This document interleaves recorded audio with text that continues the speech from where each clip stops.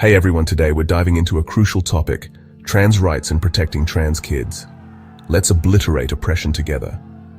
First off, trans and non-binary people have existed throughout history. Cultures around the world have recognized more than two genders for centuries. Check out the PBS interactive map for a deep dive into this fascinating history. Now, it's important to know that trans kids become trans adults. The Metro Youth Chances Report found that 40% of trans youth realized they were trans by age 11. Increased visibility of trans people helps trans kids understand they're not alone. Unfortunately, trans people still face high levels of harassment and discrimination. Did you know 51% of trans adults hide their identity at work due to fear of discrimination? And nearly 70% of trans youth have received death threats at school. It's heartbreaking, but we can change this. There's a biological basis for gender identity supported by medical literature and studies of trans and intersex people. Sex and gender are way more complex than just XX and XY chromosomes. Intersex people are living proof of this complexity, and just like anyone else, trans people have diverse sexual orientations. They can be straight, gay, bisexual, asexual, or identify in other ways. It's all valid and part of the beautiful spectrum of human diversity.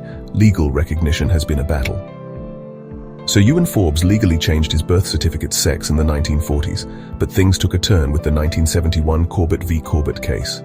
Thankfully, the Gender Recognition Act 2004 brought back some rights. The Equality Act 2010 in the UK protects trans people under gender reassignment from the start of their social transition. This grants trans people access to single-sex spaces corresponding to their gender. But exclusions must be made on a case-by-case basis and meet a high legal bar. Trans people have the right to self-determination. The OHCHR supports this, and many countries already practice it. This is international best practice, and it's time everyone caught up. Despite facing disproportionate challenges, trans people constitute a very small percentage of the prison population in the UK. Only 0.16% to be exact. This shows that the stereotypes are just that, stereotypes. Trans athletes have been competing in the Olympics since 2004, but only one openly trans person, Quinn, has ever won a medal. There's no overwhelming dominance here, just talented athletes living their truth. Most trans people are happy they transitioned, with 99% having no regrets about gender confirmation surgeries.